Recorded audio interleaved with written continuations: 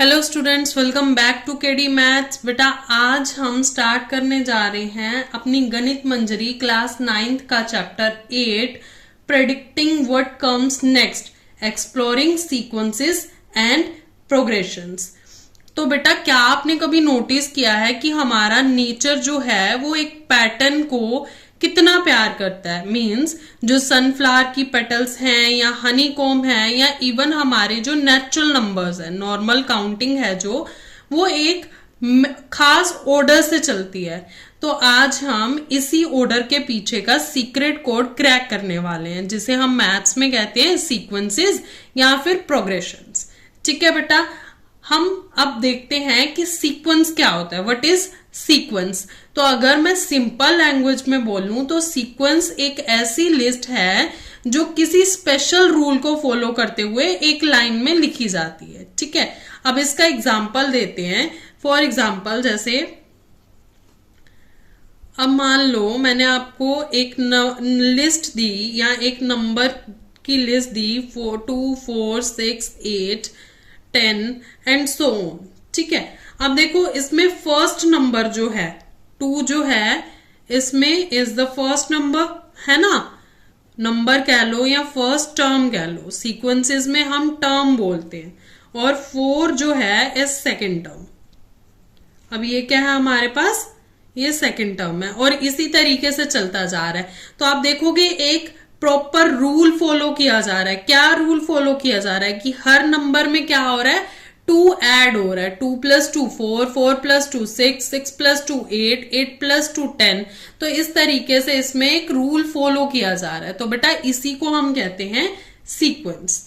ठीक है बेटा, अब सीक्वेंस में 2 तरह के सीक्वेंसेस आ जाते हैं। सबसे पहला हमारे पास आता है ट्रायंगुलर नंबर। ये आपने क्लास 8 में भी पढ़ा होगा और अभी भी यहां पर हमारे पास है ट्रायंगुलर नंबर्स। अब ट्रायंगुलर नंबर्स बहुत सारे बच्चों को पता होगा और बहुत सारे बच्चों ने फर्स्ट टाइम सुना होगा कि ट्रायंगुलर नंबर्स क्या होते हैं। तो बेटा चलो देखते हैं ट्रायंगुलर नंबर्स क्या होते हैं। अगर मैं एक डॉट बनाऊं, फॉर एग्जाम्पल ये मैंने एक डॉट बना लिया। ठीक है, फर्स्ट टाइम मैंने एक डॉट बनाया। अब दूसरे वाले में मैं क्या करूंगी, एक डॉट सेम और इसके नीचे मैं 2 डॉट और बना दूंगी। ठीक है, अब तीसरे वाले में मैं क्या करूंगी, ये जो एक डॉट बना हुआ था ये तो है ही है, ये जो 2 डॉट बने ये भी हैं और इनके नीचे मैं 3 डॉट और बना दूंगी। ठीक है, तो आप देखोगे ये एक छोटा सा ट्रायंगल का पैटर्न बन रहा है ना। एक डॉट, फिर ये दूसरा डॉट, ये 3 डॉट हो गए तो एक छोटा सा ट्रायंगल बन गया। ये 5 डॉट्स हो गए तो ये हमारे पास थोड़ा सा 6 डॉट हो गए तो ये थोड़ा सा बड़ा ट्रायंगल बन गया, है ना। तो अब ये इनमें क्या नंबर आ रहे हैं, जो नंबर्स हैं वो क्या है, 1 3 6। इस तरीके से ये क्या हो रहे हैं, रेज हो रहे हैं, मतलब आगे बढ़ते जा रहे हैं। ठीक है बेटा, तो इन्हीं को कहते हैं ट्रायंगुलर नंबर। बेटा इनमें जो नंबर्स है ना उनको यूज करके हम हर बार इक्विलेटरल ट्रायंगल बनाते हैं। ठीक है, हर बार ये क्या बनेंगी, इक्विलेटरल ट्रायंगल। अब इसको मैथमेटिकल पैटर्न में देखते हैं कि किस तरीके से लिखा जाता है। तो चलो देखते हैं मैथमेटिकल पैटर्न में। देखो ट्रायंगल 1 के लिए अगर मैं लिखूं तो यहां तो मेरे पास एक ही डॉट था। अब ट्रायंगल 2 में देखो तो 1 + 2 हो गया ना, पहले 1 था उसमें 2 प्लस किए तो मेरे पास क्या आ गया, 3 आ गया। ट्रायंगल 3 में देखो तो 1 था, फिर उसके बाद 2 था, फिर उसके बाद 3 आ गए और मेरे पास ये बन गया 6। ठीक है बेटा, अब अगर इसी तरीके से देखा जाए तो मेरे पास क्या होगा, अगले ट्रायंगल्स की काउंटिंग या नेक्स्ट नंबर को हम ऐड करते जाएंगे और हमारे पास ये निकलता जाएगा। तो अगर मेरे को इसका जनरल फॉर्मूला, देखो यहां से हम बड़े नॉर्मली जनरल फॉर्मूला बना सकते हैं। कैसे, ये 1 है, अब नेक्स्ट 2 ऐड किए, फिर हमने 3 ऐड किए। इसी तरीके से अगर मेरे को मान लो 4th वाला बनाना है तो मैं कैसे बनाऊंगी, 1 बनेगा, फिर आगे 2 सर्कल और बन जाएंगे, फिर उसके बाद 1 2 3 सर्कल बनेंगे, है ना। और उसके बाद क्या आएगा, 1 2 3 4 सर्कल बन जाएंगे, है ना। ये बन गए मेरे 4 सर्कल। तो क्या हो गया, 6 + 4 कितना हो गया, मेरे पास आ गया 10, है ना। तो यहां से मैंने क्या किया, हर बार मैं क्या कर रही हूँ, एक स्पेसिफिक काउंटिंग आगे ऐड ऑन करती जा रही हूँ। 1 से 2 ऐड किया, 2 से 3 ऐड किए, 3 से 4 ऐड किए। ठीक है, तो यहां पर क्या हुआ मेरे पास जनरल फॉर्मूला जो बनेगा वो बनेगा बेटा n+1 डिवाइडेड बाय 2। ठीक है, अब ये किस तरीके से होगा, देखो अब इसको एक छोटा सा एग्जांपल देके समझाती हूँ। मान लो कि आपने 10th ट्रायंगल बतानी है कि 10th ट्रायंगल में कितने डॉट होंगे। ठीक है, 10th ट्रायंगल में कितने डॉट होंगे, number of dots in 10th triangle. तो बेटा इसके लिए अब हम 10 ट्रायंगल बना के डॉट्स गिनेंगे, ये तो बड़ा लंबा चौड़ा प्रोसीजर हो जाएगा।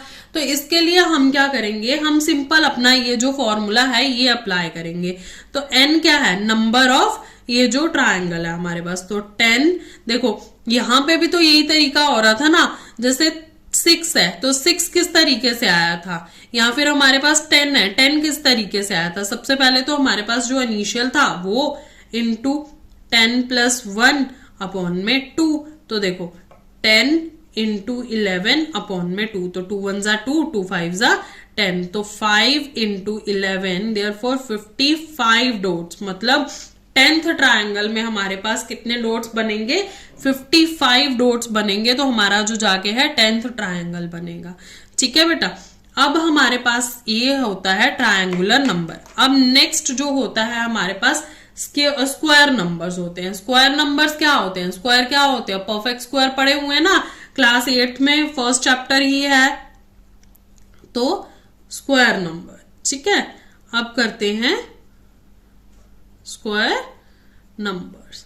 तो स्क्वायर नंबर्स में देखो हम क्या करते हैं, स्क्वायर नंबर्स का अगर आपने चैप्टर 8 अच्छे से पढ़ा हुआ है लास्ट ईयर, तो आपको पता होगा कि एक स्पेसिफिक ऑर्डर में चलते हैं हम, ओड नंबर्स को ऐड करते जाते हैं और हमारा स्पेसिफिक एक ऑर्डर आता जाता है।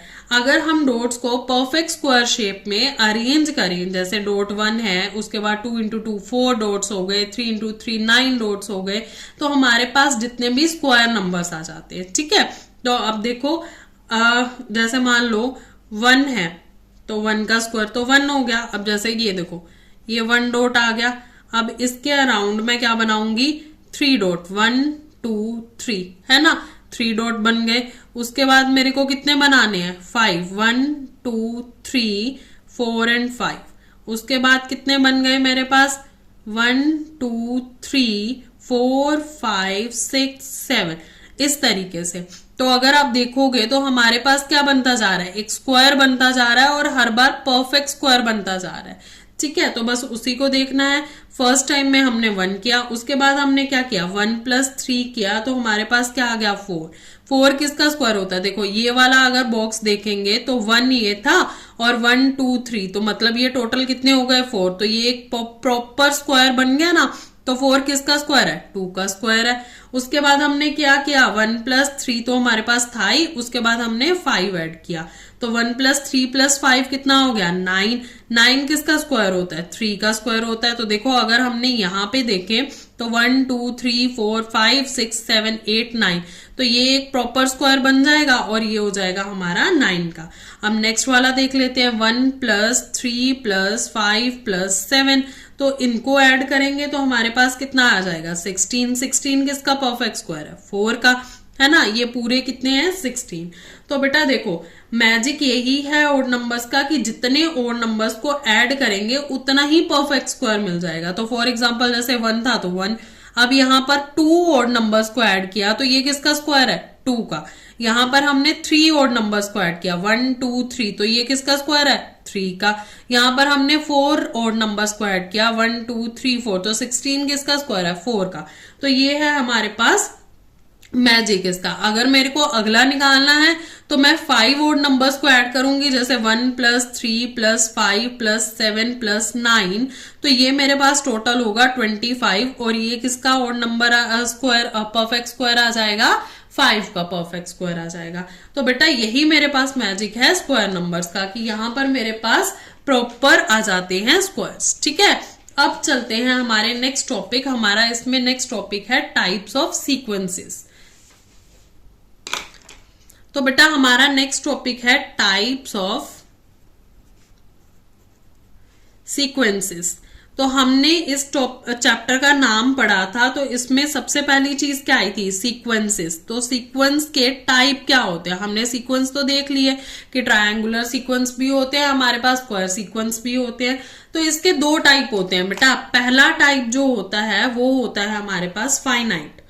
कौन सा टाइप होता है, फाइनाइट। फाइनाइट टाइप जो होता है इसमें क्या होता है कि जो एक जगह जाके ना रुक जाता है, स्टॉप एट वन पॉइंट। ठीक है, ये क्या होता है, किसी भी एक जगह पर जाके stop at any one point, किसी भी एक जगह पर जाके ये रुक जाएगा। फॉर एग्जाम्पल अगर मैं बोलूं, मतलब जिसकी लास्ट टर्म हमें पता होती है कि हाँ भाई ये लास्ट टर्म है। अगर मैं बोलूं कि नंबर ऑफ डेज कितने हैं एक वीक में, number of days in a week, है ना, नंबर ऑफ डेज कितने हैं एक वीक में, या फिर मैं आपको कहूं कि नंबर ऑफ मंथ्स कितने हैं एक ईयर में, या हम कहें कि नंबर ऑफ सेकंड्स कितने हैं एक मिनट में, या मिनट कितने हैं एक आवर में, या आवर्स कितने हैं एक दिन में। तो हमारे पास एक स्पेसिफिक आंसर है उसका कि नंबर ऑफ डेज क्या है, 7 है, नंबर ऑफ मंथ्स क्या है, 12 है, नंबर ऑफ सेकंड्स क्या है एक मिनट में, हमारे पास 60 है, नंबर ऑफ मिनट्स क्या है एक आवर में, वो भी 60 है, नंबर ऑफ आवर्स क्या है एक डे में, तो वो भी क्या है हमारे पास 24। तो इन सबका ना क्या है, एक एंड पॉइंट है, हमें इसका लास्ट पता है कि हाँ ये यहां पर जाके रुक जाएगा। ठीक है बेटा। अब सेकंड जो टाइप होती है वो होती है इनफाइनाइट। कौन सी टाइप है, इनफाइनाइट। ठीक है, अब इनफाइनाइट में क्या होता है, इसमें कोई भी कभी भी नंबर खत्म नहीं होता, मतलब चलता ही जाता है, चलता ही जाता है। जैसे हमारी काउंटिंग है, आप बता सकते हो कि हमारी काउंटिंग का एंड कहां पे है, नहीं पता, है ना। जैसे स्क्वायर नंबर्स हैं, हमें नहीं पता भाई स्क्वायर नंबर्स कहाँ पे जाके खत्म होते हैं, है ना, स्क्वायर नंबर्स हो गए। इस तरीके से बहुत सारी एग्जांपल्स हैं जिनको हम इनफाइनाइट में लिख सकते हैं। ठीक है बेटा, तो ये हमारा था टाइप्स ऑफ सीक्वेंसेस। अब आते हैं मेन उस पे कि हमारे पास रूल्स क्या हैं सीक्वेंसेस को फाइंड करने के। हमारे जितने भी सीक्वेंस होते हैं ना बेटा, उनको फाइंड करने के कुछ रूल्स होते हैं मैथ्स में, तो हम उसको फाइंड करेंगे। तो सबसे पहले आ जाएगा हमारे पास रूल्स फॉर फाइंड सीक्वेंसेस। तो सीक्वेंसेस को फाइंड करने के जो हमारे पास रूल होते हैं बेटा, वो 3 रूल होते हैं। हम बारी बारी उनको देखेंगे कि कौन कौन से रूल होते हैं और किस तरीके से उनको अप्लाई किया जाता है। तो बेटा फर्स्ट रूल जो है वो हमारे पास है एक्सप्लिट।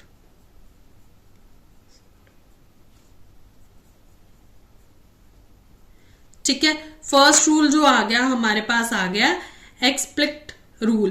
अब इसमें क्या आता है, अब क्वेश्चन ये आता है कि अगर कोई बहुत बड़ा नंबर निकालना है, जैसे मान लो कि मैं बोलूं मेरे को 100th नंबर निकालना है सीक्वेंस का, तो आप निकाल पाओगे, है ना। क्या आप बैठ के पूरा गिनने लगोगे कि सीक्वेंस में, जैसे मान लो मैंने बोला 2 4 6 8 है, इस सीक्वेंस का मेरे को 100th नंबर निकालना है, तो आप बैठ के वो काउंट तो नहीं करना शुरू कर दोगे कि भाई हाँ 100th नंबर कहां पर आएगा, ये तो बड़ा इम्पॉसिबल सा है। तो इसके लिए बेटा हमारे पास फॉर्मूला होता है, जो भी टर्म हमें निकालनी है वो उसकी सीधी वैल्यू बता देता है।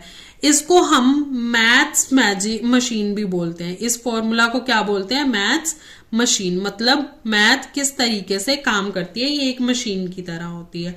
तो अब इसमें जो होते हैं ना, जो वैल्यू बताता है उसको पिछली वैल्यू से कोई लेना देना नहीं होता, मतलब ये डायरेक्ट आपको वैल्यू बता देगा कि आपकी 100th टर्म ये होगी। चलो देखते हैं, इसमें इवन और ओड के लिए अलग अलग फॉर्मूला होता है। तो इवन नंबर के लिए जो फॉर्मूला होता है ना, वो होता है हमारा an is equals to 2n।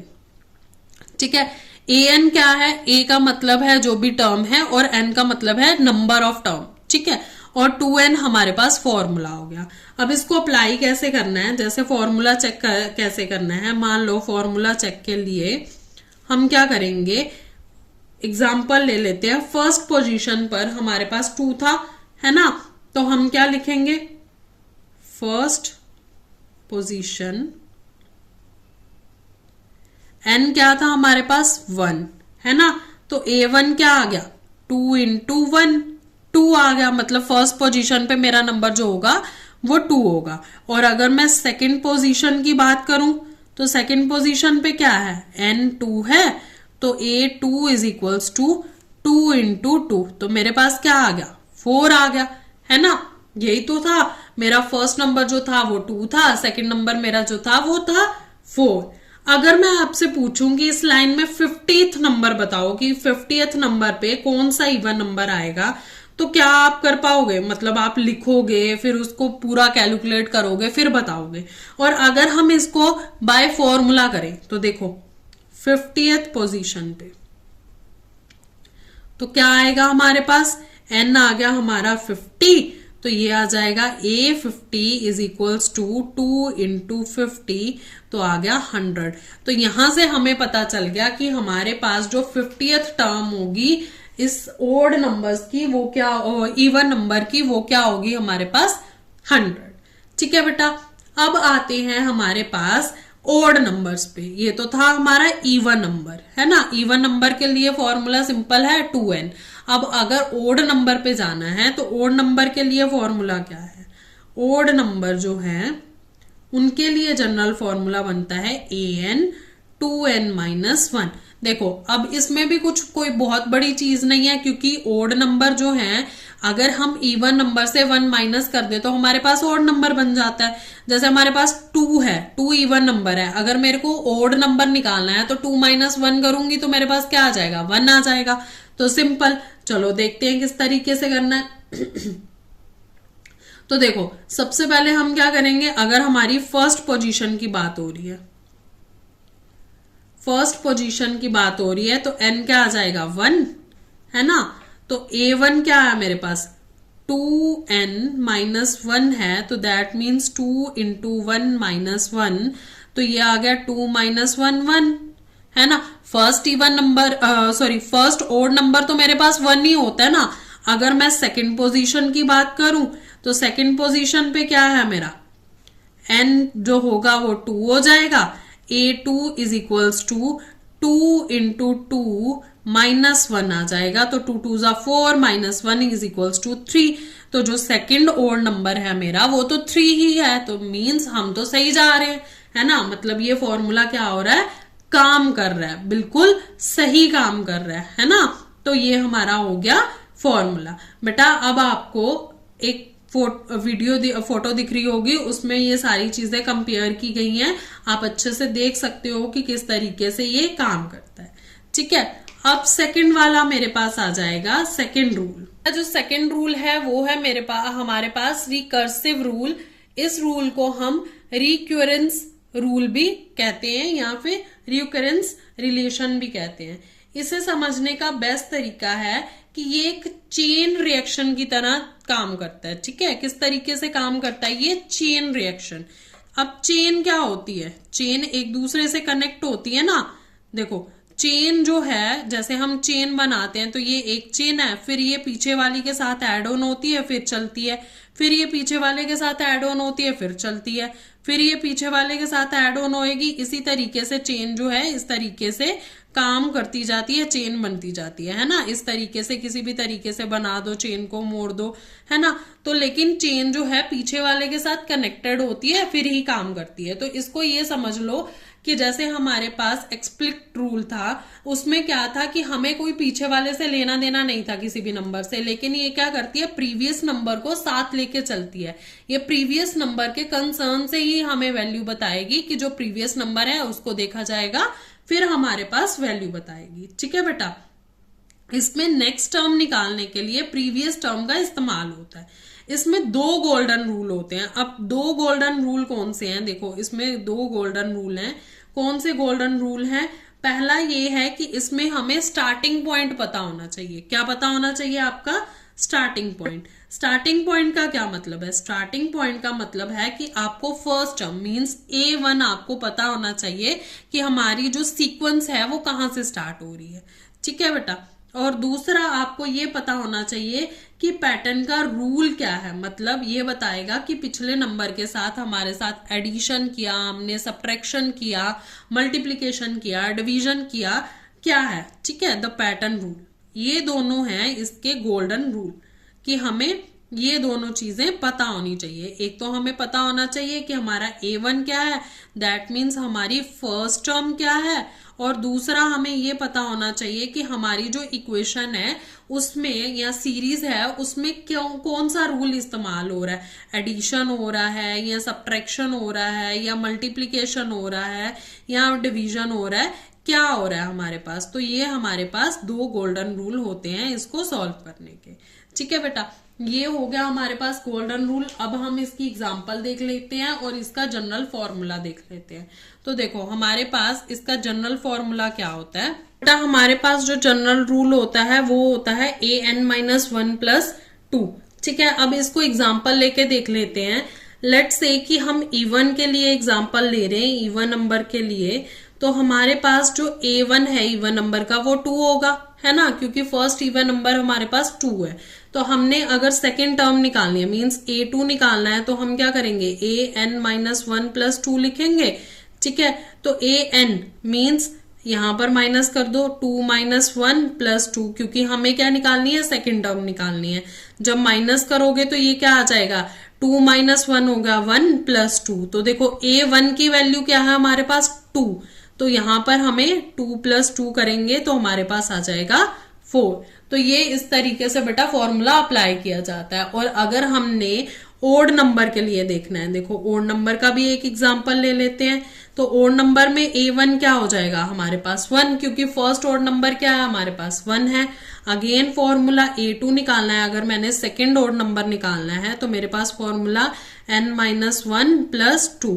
तो मेरे को क्या निकालना है, ओड नंबर निकालना है ना, तो A2 - 1 + 2। तो यहां पर अगेन 2 - 1 तो 1 आ गया, +2। A1 कितना है यहाँ पर हमारे पास 1 है, तो 1 + 2 आ गया 3। तो बेटा इस तरीके से ये हमारे पास आंसर आ जाएगा। ठीक है, अब यहां पर तो हमें क्या चाहिए होता है, हमें सबसे पहले चाहिए होता है A1 की हमारी जो सीरीज है वो स्टार्ट कहां से हो रही है। अगर हमें A1 नहीं पता तो हम ये रूल नहीं लगा सकते, रिकर्सिव वाला रूल हम नहीं लगा सकते। ठीक है, मान लो बेटा आपको 100th टर्म निकालनी है, तो अगर आप एक्सप्लिट रूल से लगाओगे तो आप सीधा सीधा निकाल लोगे कि हमारे पास 2 × n होता है, तो 2 × 100 = 200, मतलब हमारे पास जो 100 टर्म होगी वो 200 होगी। लेकिन अगर आपको रिकर्सिव रूल लगाना है तो उसके लिए आपको 99th टर्म पता होनी चाहिए कि आपके पास 99th टर्म क्या थी, तभी आप इसको निकाल पाओगे। ठीक है, अब चलते हैं हमारे नेक्स्ट रूल के ऊपर जो हमारा है थर्ड रूल। ठीक है, अब थर्ड जो है हमारे पास वो है विरहांक फेबोनाची सीक्वेंस। ठीक है, ये क्या है इसके बारे में भी बताते हैं। फेबोनाची सीक्वेंस, अब ये क्या सीक्वेंस होता है। ठीक है, ये सीक्वेंस जो है ना बेटा, ये सीक्वेंस के बारे में मैं आपको थोड़ा सा पहले बता दूं कि जो विरहांक थे ना, वैसे इस सीक्वेंस को फेबोनाची सीक्वेंस से ज्यादा जाना जाता है, इस नाम से ज्यादा जानते हैं। लेकिन इसमें इंटरेस्टिंग बात ये है कि इनसे पहले, फेबोनाची से पहले हमारे एक ग्रेट मैथमेटिशियन थे, इंडियन ग्रेट मैथमेटिशियन थे विरहांक। उन्होंने कई सौ साल पहले ही बता दिया था कि ये इस तरीके से कुछ पैटर्न बनते हैं। ठीक है, तो अब इसका नाम विरहांक फेबोनाची सीक्वेंस भी होता है। देखो, इसको सबसे बड़ा खूबसूरत सीक्रेट मानते हैं, इस ऐसा मानते हैं कि ये सबसे बड़ा अच्छा सीक्रेट है मैथ्स का। तो इससे नंबर सीरीज स्टार्ट होती है, और इसकी नंबर सीरीज जो स्टार्ट होती है ना, वो स्टार्ट होती है 1 1 से। ठीक है, मतलब इसमें 2 नंबर स्टार्ट होते हैं, पहले दोनों आएंगे 1 1। ठीक है, इसका सिंपल रूल है, पीछे के 2 नंबर्स को ऐड करो और तीसरा नंबर निकाल दो, मतलब add previous 2 numbers and get third number. अब इसमें क्या है, जैसे 1 + 1, जैसे 2 नंबर दे दिया हमें 1 एंड 1, तो 1 + 1 करोगे तो हमारे पास 2 आ जाएगा। अब लास्ट के 2 नंबर कौन से हो गए, एक तो ये 1 हो गया, एक तो ये 2 हो गया, तो 1 + 2 कितना हो गया, 3 हो गया। अब लास्ट के 2 नंबर कौन से हो गए, 2 एंड 3, तो 2 + 3 कितना हो गया हमारे पास 5। अब लास्ट के दो नंबर 3 और 5 हो गया, तो इनको ऐड कर दोगे तो हमारे पास 8 आ जाएगा। तो इसमें अगर मेरे को सीरीज लिखनी है तो देखो कैसे बनेगी। सीरीज बनेगी मेरी 1, 1, 2, 3, 5 एंड 8। ये मेरी सीरीज इस तरीके से बनती जाएगी। ठीक है बेटा। और सबसे बड़ी हैरानी की बात है कि हमारा जो नेचर है ना, नेचर में मोस्ट ऑफ द थिंग्स इसी सीरीज को फॉलो करती हैं। फॉर एग्जाम्पल हमारे फ्लावर्स की पेटल्स ले लो, या शी सेल्स ले लो, या फिर गैलेक्सी ले लो, इसी पैटर्न को सारी चीजें ये फॉलो करती हैं। ठीक है। अब चलते हैं हमारे नेक्स्ट टॉपिक पे। तो बेटा हमारा नेक्स्ट टॉपिक करने से पहले हम एक एग्जाम्पल लेते हैं कि मान लो आपके पापा ने आपको 100 रुपीज पॉकेट मनी दी है। कितनी दी है? 100 रुपीज आपको पॉकेट मनी दी है, और आपको बोला है कि अगर आप अच्छे से पढ़ाई करोगे ना, अगर आप बहुत अच्छे से पढ़ाई करोगे तो हर मंथ क्या होगा, 100 में 50 रुपीज ऐड होते जाएंगे आपकी पॉकेट मनी में। ठीक है। अब हर महीने ऐड हो रहे हैं तो देखो क्या होगा। जैसे फर्स्ट मंथ में आपको क्या मिले, फर्स्ट मंथ में मिले आपको 100 रुपए, है ना। अब आपने अच्छे से पढ़ाई की, सेकंड मंथ में पापा खुश हुए और पापा ने दे दिया आपको 50 रुपीज साथ में एक्स्ट्रा। ठीक है। अब आपने और अच्छे से पढ़ाई की, थर्ड मंथ में आप और अच्छे से पढ़ाई कर रहे हो और पापा और खुश हो गए, तो पापा ने क्या किया, पापा ने जो आपकी प्रीवियस थी मतलब 150 रुपीज हुए थे, उसमें 50 रुपीज और ऐड कर दिए। तो आपकी जो थर्ड मंथ में पॉकेट मनी बन गई वो कितनी बन गई, 200। अब फोर्थ मंथ में भी इसी तरीके से आप लगन से पढ़ते रहे और पापा ने क्या किया, 200 में और 50 रुपीज बढ़ा दिए और आपकी पॉकेट मनी हो गई ₹250। ठीक है बेटा। अब आप इस सीरीज को ध्यान से देखो, मतलब हमारी 100 से स्टार्ट हुई थी और धीरे धीरे धीरे धीरे क्या होती गई, बढ़ती गई। मतलब 100, 150, 200, 250 इस तरीके से बढ़ रही है। एक फिक्स्ड अमाउंट में बढ़ रही है ना सीरीज। क्या फिक्स्ड अमाउंट है हमारे पास? फिक्स्ड अमाउंट है 50 रुपीज का, है ना। हर बार 50 रुपीज बढ़ रहे हैं। तो बेटा इसी फिक्स्ड अमाउंट से जो पैटर्न बनता है ना, जैसे हमारे पास 100, उसके बाद 150, उसके बाद 200, उसके बाद 250, इसी तरीके के जो पैटर्न या इस तरीके की जो सीरीज बनती है, इसी को हम कहते हैं अरिथमेटिक प्रोग्रेशन। ठीक है। ये आपका जो इस चैप्टर का मेन टॉपिक है, अरिथमेटिक प्रोग्रेशन। इसी को हम कहते हैं अरिथमेटिक प्रोग्रेशन, या फिर शॉर्टकट में बोला जाए तो एपी। बेटा ये पहले पिछले साल तक 10th क्लास में आता था, अभी इस साल आपको 9th में ऐड ऑन कर दिया है। ठीक है। तो ये है हमारे पास एपी। अब एपी के भी ना 2 हीरो होते हैं, मतलब अरिथमेटिक प्रोग्रेशन के भी 2 हीरो होते हैं। इसमें 2 हीरो कौन से होते हैं? सबसे पहले तो होता है इसका फर्स्ट टर्म और दूसरा होता है कॉमन डिफरेंस। अब फर्स्ट टर्म क्या होती है? देखो फर्स्ट टर्म पीछे से आप समझ ही गए होंगे कि जहां से हमारी सीरीज स्टार्ट होती है उसको हम कह देते हैं A1। जैसे अगर हम ये रुपीज वाला पॉकेट मनी वाला एग्जांपल लें तो हमारी सीरीज कहां से स्टार्ट हुई थी? 100 से। और सेकंड मैंने बोला है आपको कॉमन डिफरेंस, है ना। कॉमन डिफरेंस, तो कॉमन डिफरेंस क्या होता है हमारे पास?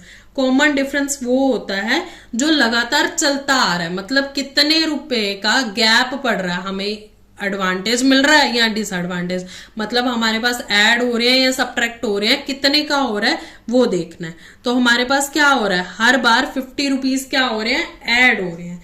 तो ये हमारा आ जाएगा कॉमन डिफरेंस। ठीक है।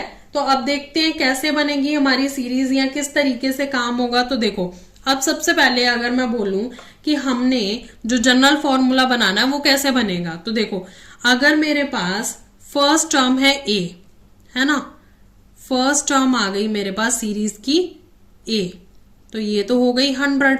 अब बहुत सारे बच्चों को ऐसा लग रहा होगा कि जो हमने लीनियर पैटर्न पढ़ा था उसी तरीके से तो है। तो हाँ बेटा बिल्कुल ये उसी तरीके से है, बस उसका थोड़ा सा आप कह लो कि मॉडिफाइड वर्जन है ये। ठीक है। तो अब यहाँ पर मतलब वहां पे तो हम ये करते थे कि सीरीज हमने फॉर्मूला बना दिया और निकाल दिया, तो यहाँ पे हमें एक फिक्स्ड फॉर्मूला मिल जाता है किसी भी नंबर को, nth टर्म ऑफ नंबर को निकालने के लिए। तो ये हो गया हमारे पास ए, ए क्या था हमारे पास 100। अब अगर मेरे को सेकेंड टर्म निकालनी है तो मैं किस तरीके से निकालूंगी? सेकेंड टर्म क्या की थी मैंने? ए प्लस डी किया था ना, जो मेरा ए है मतलब 100 और प्लस मेरा 50, यही किया था हमने। हाँ बिल्कुल यही किया था, तभी तो मेरा 150 रुपीज बने थे पॉकेट मनी के। अब अगर मेरे को थर्ड टर्म निकालनी है तो हमने क्या किया था? थर्ड टर्म देखो, ए तो फिक्स ही रहेगा, डी क्या हो रहा है? डी 2 बार मल्टीप्लाई हो रहा है ना, मतलब 50 रुपए पहले भी हैं और 50 अब दोबारा मिल गए, तो 2 इंटू 50, तो ये हो गया हमारे पास 100 प्लस 100 200, है ना। इसी तरीके से हमारी सीरीज चल रही है। अगर मेरे पास फोर्थ टर्म मैंने निकालनी है तो क्या आ जाएगा? a plus 3d means 100 plus 3 into 50, तो ये आ जाएगा 100 प्लस 150 दैट इज 250। यही तो चल रहा था। अब आप एक चीज ध्यान से देखो कि जो मेरी डी की पोजीशन है, जो मेरे पास डी आ रहा है बेटा, वो जिस टर्म को मैं निकाल रही हूं उसमें से अगर 1 माइनस कर रही हूं तो मेरे पास यहाँ पर डी आ रहा है ना। सेकेंड टर्म निकालनी है तो 2 में से 1 गया तो डी आ गया। थर्ड टर्म निकालनी है तो 3 में से 1 गया तो 2d आ जाएगा। फोर्थ टर्म निकालनी है तो 4 में से 1 गया तो 3d आ जाएगा। इस तरीके से क्या बन रहा है? ये पैटर्न बन रहा है। तो हम क्या लिख सकते हैं? जो हमारा जनरल फॉर्मूला बनेगा वो क्या बनेगा हमारे पास? देखो ए तो फिक्स रह रहा है, ए एन का ए तो फिक्स है, ए को तो हमने कुछ भी नहीं किया, प्लस आ गया। अब ये क्या आ रहा है हमारे पास? डी आ रहा है ना। लेकिन डी कैसे आ रहा है? जो नंबर है, ये जो nth टर्म है उसमें से 1 माइनस करके, तो हम लिख सकते हैं n minus 1 into D.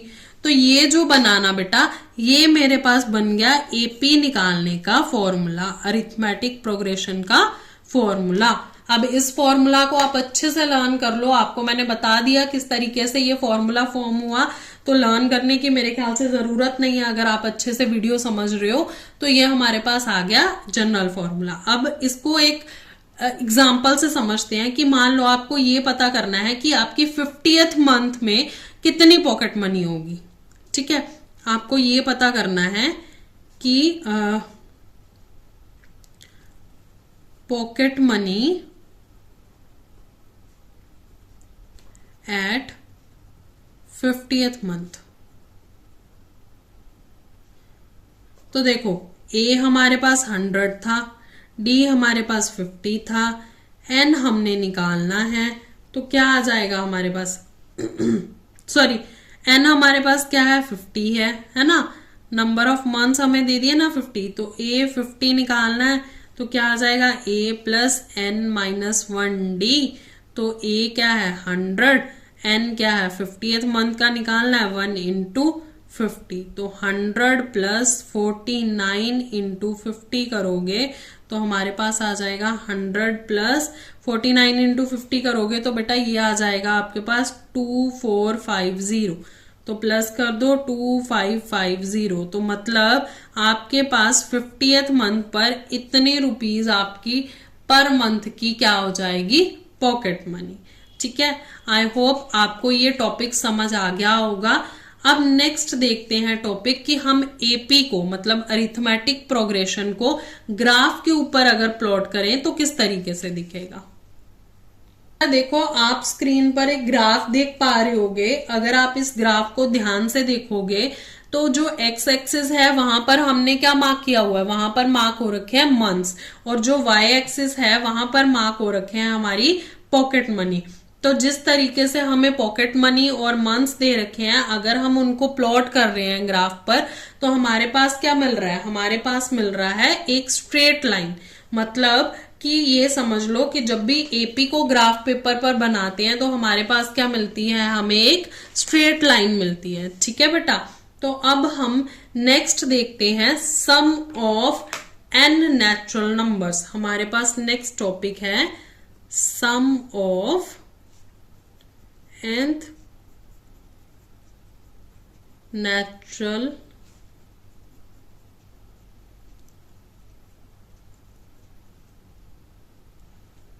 Numbers. तो बेटा हम किसी भी nth नेचुरल नंबर्स का सम किस तरीके से निकाल सकते हैं वो देखेंगे। देखो अगर मैं आपको बोलूं कि आपको 1 से लेके 10 तक के सम निकालना, मीन्स आपको 1 plus 2 plus 3 plus 4 plus 5 plus 6 plus 7 plus 8 plus 9 plus 10 बताना है, तो आप थोड़ा सा टाइम लोगे, लेकिन आप कैलकुलेट करके बता दोगे कि हाँ मैम इनका सम क्या होता है, ये सम होता है इनका। लेकिन अगर मैं बोलूं कि हमें 1 से लेके 100 तक का सम बताना है डिजिट्स का, या फिर मैं बोलूं कि मेरे को 1 से लेके 1000 तक का सम बताओ, तो आप बता पाओगे, है ना? बहुत डिफिकल्ट है। अच्छा एक काम करो, अभी वीडियो को पोस्ट करके मेरे को कमेंट में बताओ कि फर्स्ट 10 नंबर्स का सम कितना होगा, ठीक है? अब देखो ये तो इम्पॉसिबल सा लग रहा है, लेकिन चलो एक ट्रिक बताती हूँ कि किस तरीके से हम इसको सॉल्व कर सकते हैं, ठीक है? किस तरीके से हम इसको कुछ ही सेकंड्स में इनको सॉल्व कर सकते हैं। तो देखो अगर मेरे को 1 से 10 तक का निकालना है, तो मैं क्या करूंगी, सबसे पहले सीरीज लिखूंगी। कैसे? 1 plus 2 plus 3 plus 4 plus 5 plus 6 plus 7 plus 8 plus 9 plus 10। अब मैं क्या करूंगी, ये जो नंबर लिखे हैं ना इनको रिवर्स करके लिखूंगी, मतलब बैक काउंटिंग सीखी है ना बचपन में, तो बस वो ही करना है। हमने क्या करना है, रिवर्स सीरीज बना देनी है। रिवर्स सीरीज कैसे बनेगी? 10 plus 9 plus 8 plus 7 plus 6 plus 5 plus 4 plus 3 plus 2 plus 1, ठीक है? अब ये हो गया हमारे पास। अब इनको ऐड करके देखो, 1 प्लस 10 11, है ना? 9 plus 2 11, 8 plus 3 11, 7 plus 4 11, 5 plus 6 11, 6 plus 5 11, 7 plus 4 11, 8 plus 3 11, 9 plus 2 11, 10 plus 1 11।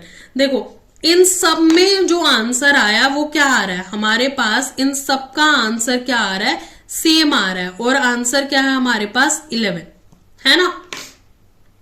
अब यहीं से हमें एक चीज पता चली, क्या पता चली कि हमारे पास नंबर ऑफ पेयर्स कितने थे।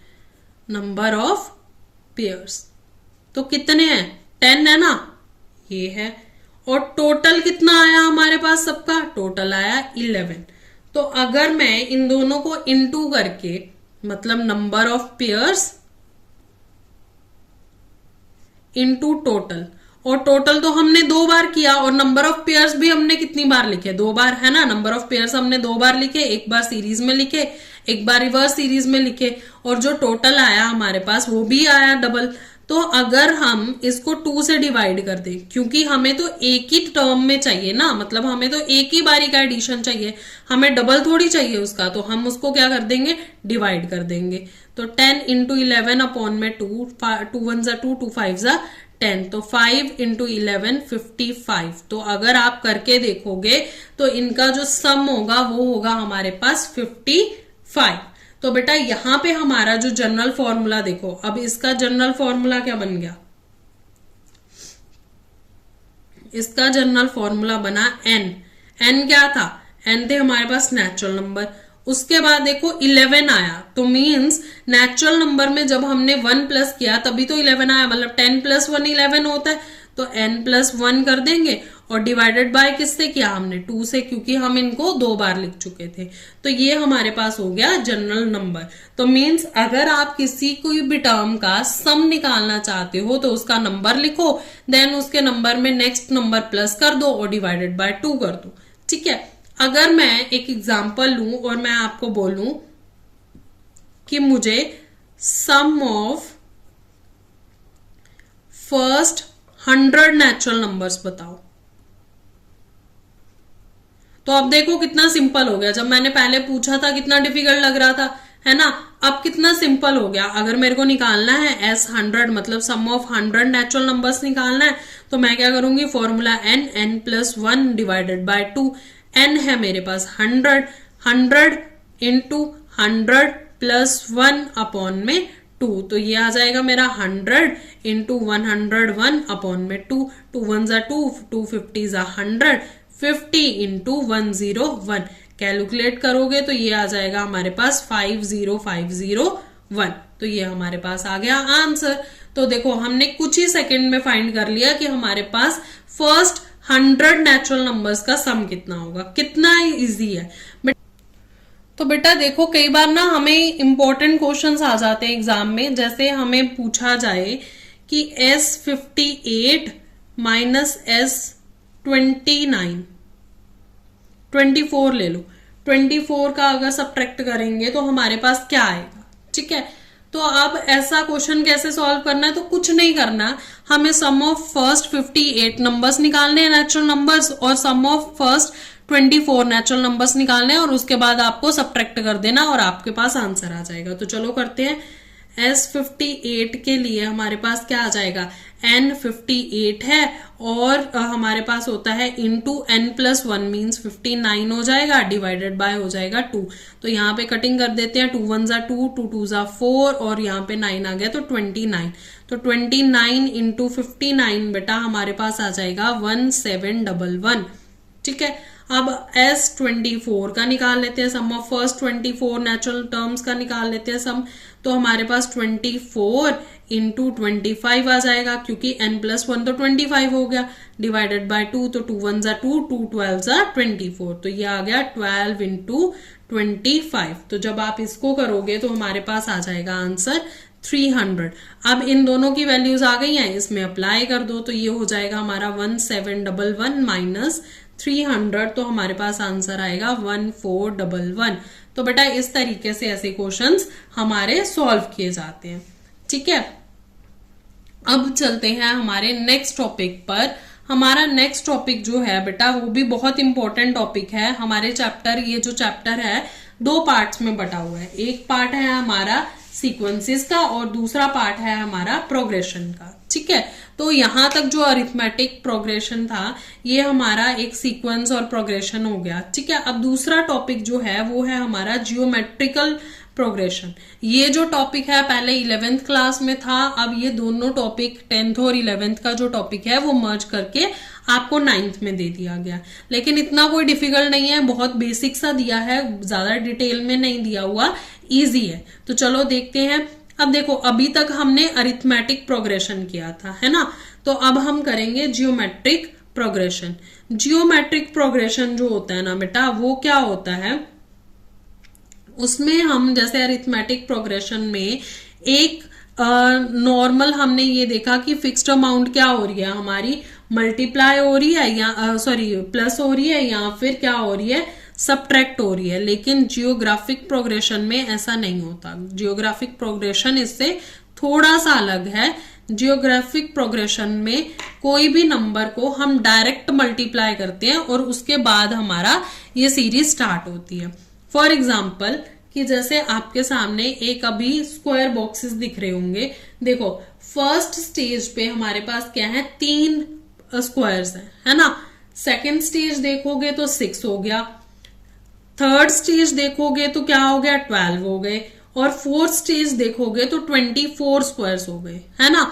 तो देखो फर्स्ट स्टेज पे, स्टेज 1 पे हमारे पास कितने बॉक्सेस थे, 3 स्क्वायर्स थे, है ना। उसके बाद स्टेज 2 पे कितने हैं, स्टेज 2 पे हैं 6 स्क्वायर्स।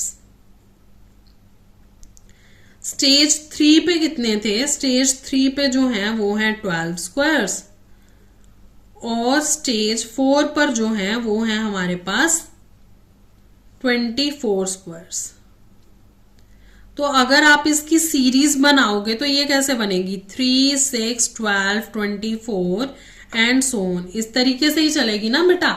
इसकी सीरीज तो यही बन रही है, 3 6 12 एंड 24। तो अगर आप एक पैटर्न ऑब्जर्व करोगे तो आपको क्या रिलेशन दिख रहा है, देखो ध्यान से देखो पैटर्न। तो अगर हम पैटर्न ऑब्जर्व कर रहे हैं तो मैं कहूं कि 3 से 6 कैसे बना, तो कैसे बना हमारे पास 3 से 6, अगर मैंने 3 को 2 से इंटू करा तभी तो 6 बना, है ना। अगर मैं कहूं कि 6 से 12 कैसे बना, तो मैंने 6 को 2 से इंटू किया तो 12 हो गया। अगर 12 से 24 पे जाना है तो 12 को 2 से इंटू किया तो 24 हो गया।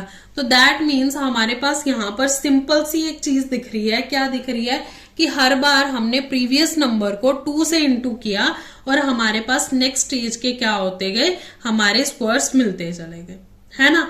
तो यानी अगर हम हर स्टेज पे स्क्वायर का नंबर डबल कर रहे हैं तो हमारे पास क्या मिल रहा है, हमारी नेक्स्ट टर्म मिल रही है। तो बेटा इसी को हम कहते हैं जियोमेट्रिक प्रोग्रेशन या फिर जीपी।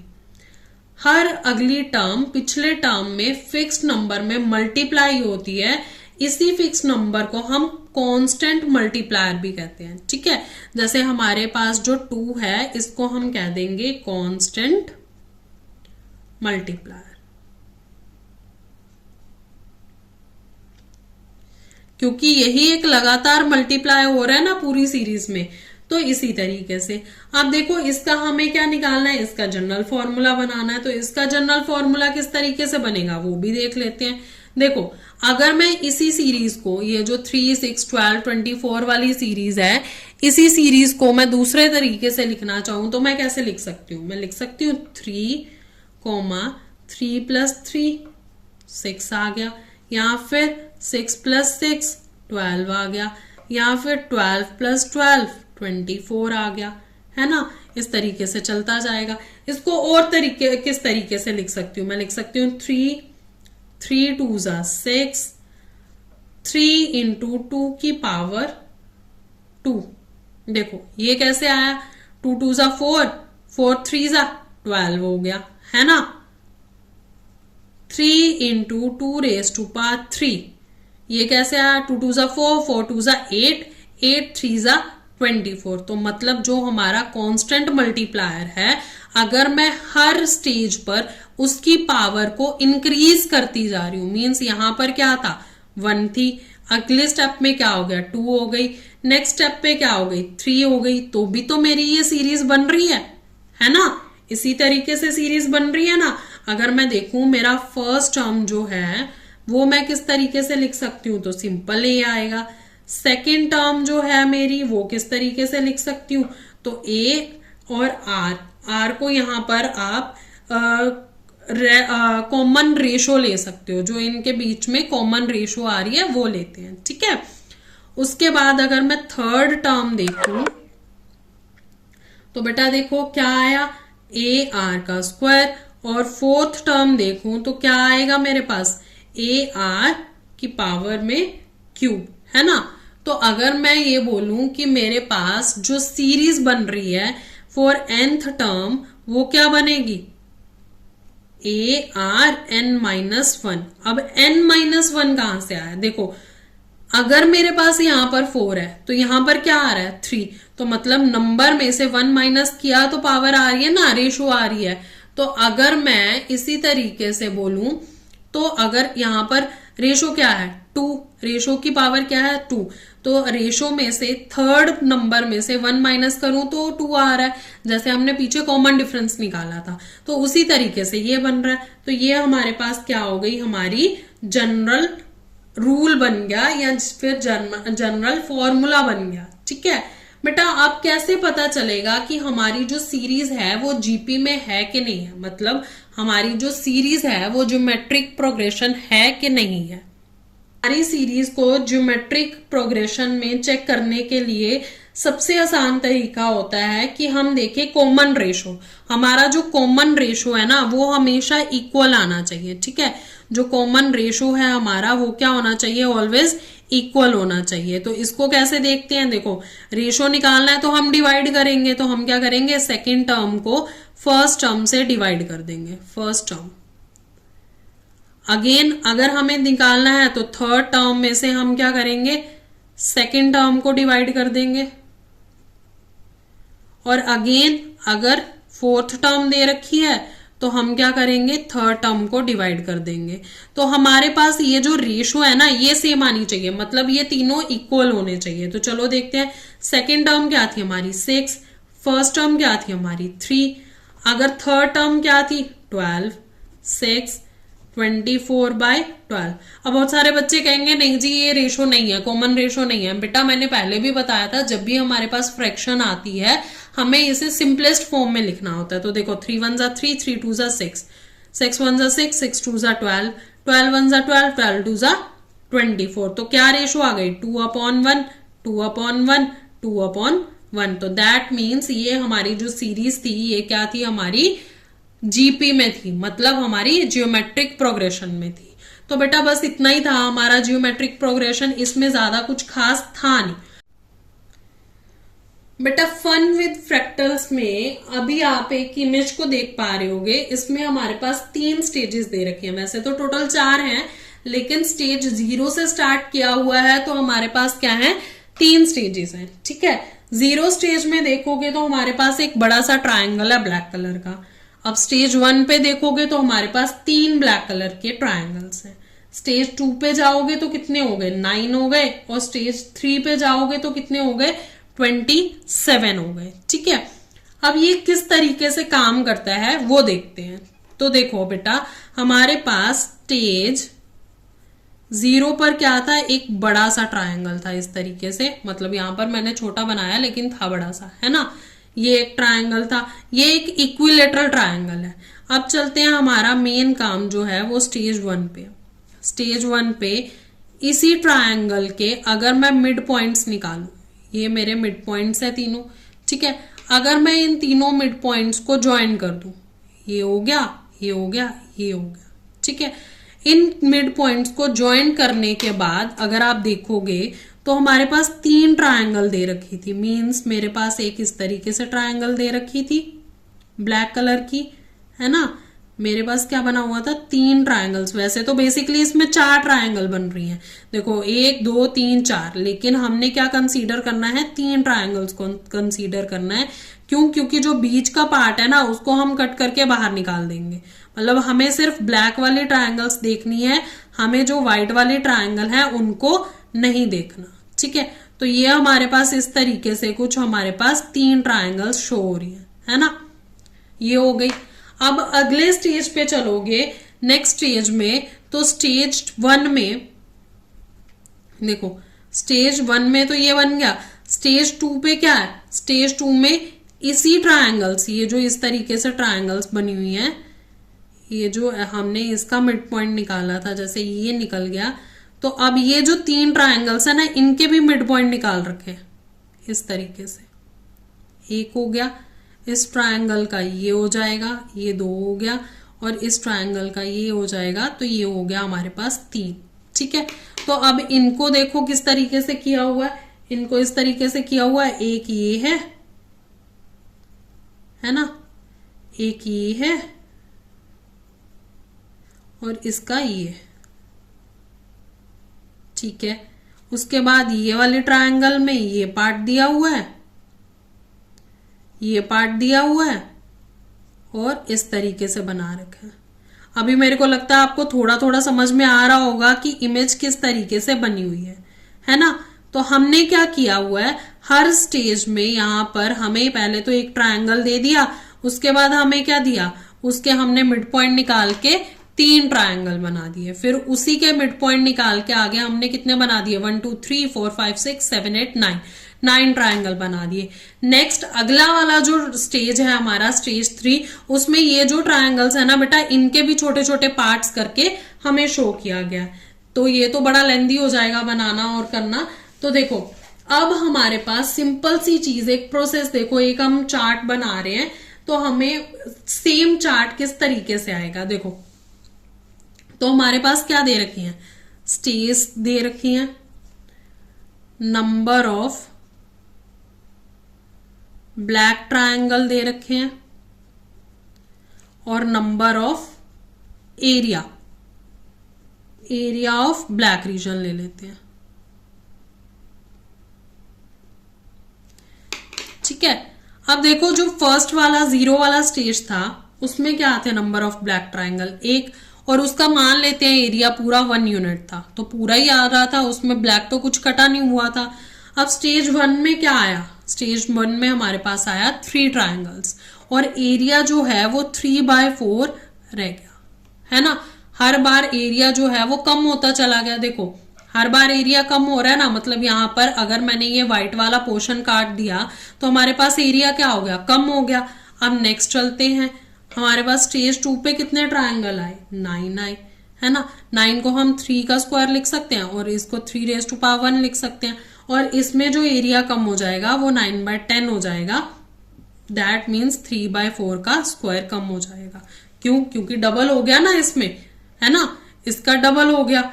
उसके बाद अगर हमारा थर्ड देखेंगे तो उसमें 27 बन रहे थे और ये 27 क्या होता है? 3 का क्यूब होता है। तो इसमें क्या हो जाएगा हमारा 27/64, तो ये होता है 3/4 का क्यूब। इस तरीके से चलेगा। अब nth टर्म के लिए अगर देखोगे तो हमारे पास क्या आ जाएगा? 3 की पावर n, और जो एरिया है वो भी हो जाएगा 3/4 रेज टू पावर n। अब बेटा यहां से पूरा समझने की बात ये है कि ट्रायंगल की तो ग्रोथ हो रही है, मतलब ट्रायंगल्स तो बढ़ रहे हैं। जैसे पहले 1 था, अब 3 हो गए, फिर 3 रेज टू पावर 2 मीन्स 9 हो गए, 3 रेज टू पावर 3 27 हो गए। ट्रायंगल्स तो बढ़ रहे हैं, लेकिन जो रीजन है, जो एरिया है, वो क्या हो रहा है? वो कम होता चला जा रहा है ना। एरिया जो है ट्रायंगल्स का, मतलब ट्रायंगल्स जो है वो छोटे होते चले जा रहे हैं। तो यही हमें बताया गया कि एरिया जितनी स्पीड से बढ़ रहा है उतनी ही ट्रायंगल्स जितनी स्पीड से बढ़ रहे हैं उतनी ही स्पीड से एरिया क्या हो रहा है? कम होता चला जा रहा है। ठीक है, तो ये हो गया हमारे पास ये टॉपिक। अब इसमें अगर मैं कॉमन रेशो बताऊं तो ये कॉमन रेशो हो जाएगी 3/4, क्योंकि हर बार क्या हो रहा है? 3/4 जो है वो एरिया जो है हमारे पास कम होता चला जा रहा है। अब बेटा फ्रैक्टल्स होते क्या? ठीक है, मेन हमने पढ़ा तो है टॉपिक, लेकिन फ्रैक्टल्स होते क्या हैं ये भी तो जानना है। तो फ्रैक्टल्स क्या होते हैं? ऐसी शेप या ऐसा पैटर्न होता है जो अलग अलग स्केल पर खुद को ही रिपीट करता है। ठीक है, जैसे हमने ट्रायंगल देखी तो ट्रायंगल क्या कर रही है? खुद को ही अलग अलग स्टेजेस पे, अलग अलग शेप्स पे खुद को क्या कर रही है? रिपीट कर रही है, जिसे हम कहते हैं सेल्फ सिमिलैरिटी। ठीक है, वो खुद को ही सेल्फ सिमिलर बना रही है। ठीक है बेटा, तो इसे कहते हैं हम फ्रैक्टल्स। तो बेटा इसमें सिरपिंस्की जो है ये ट्रायंगल्स बोलते हैं, इनको क्या बोलते हैं? सिरपिंस्की ट्रायंगल्स। तो ये ट्रायंगल्स जब आप जूम करोगे, किसी भी एक कोने पे जूम करोगे, तो आपको जो एक ट्रायंगल बनी होगी उसका वो मिनी वर्जन लगेगा। मतलब जो छोटी ट्रायंगल है उसी का ही हमें क्या लगेगा? Mini version. तो अगर इसके रियल लाइफ एग्जांपल देखने हैं तो हम गोभी का फूल ले सकते हैं, या स्नोफ्लेक्स ले सकते हैं, या ट्री की ब्रांचेस ले सकते हैं, वो सारी चीजें। और बेटा हमारा एक लास्ट टॉपिक रह गया हमारा जीपी ऑन ग्राफ पेपर। अगर हमने जीपी देखना होता है ग्राफ पेपर पर तो वो कैसे देख सकते हैं? तो देखो हमारे पास जो जीपी होता है ना बेटा ग्राफ पेपर पर, वो जो है वो स्ट्रेट लाइन कभी नहीं बनाएगा। ठीक है, वो स्ट्रेट लाइन क्यों नहीं बनाएगा? जैसे हमारे पास स्टेज 1 पे नंबर ऑफ स्टेजेस जो थे, नंबर ऑफ स्टेजेस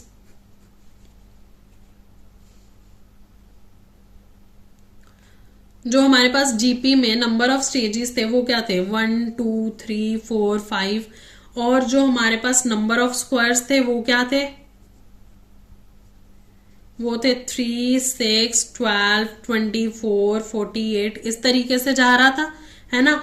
अभी आपको ग्राफ की एक फोटो दिख रही होगी तो आप देखो कि ये ग्राफ एक स्ट्रेट लाइन नहीं बनाता, बल्कि ऊपर की तरफ बहुत तेजी से कर्व हो रहा है। बेटा जब भी कॉमन रेशो ग्रेटर देन 1 होती है तो वैल्यू बहुत ही तेजी से बढ़ती है, जिसमें हम इसको कहते हैं एक्सपोनेंशियल ग्रोथ। ठीक है, और वहीं पे अगर हम एरिया देखें तो ग्राफ जो है वो बिल्कुल ही नीचे की तरफ भागेगा। ठीक है, जो हमारे पास अगर ट्रायंगल वाला देखोगे तो उसमें अगर हम एरिया देखेंगे तो उसमें बिल्कुल ही ग्राफ नीचे की तरफ भागेगा। ठीक है, तो हमारे पास ये आ गया कि एपी का जो ग्राफ है वो एक स्ट्रेट लाइन में शो होता है, और जीपी का जो ग्राफ है वो क्या होता है?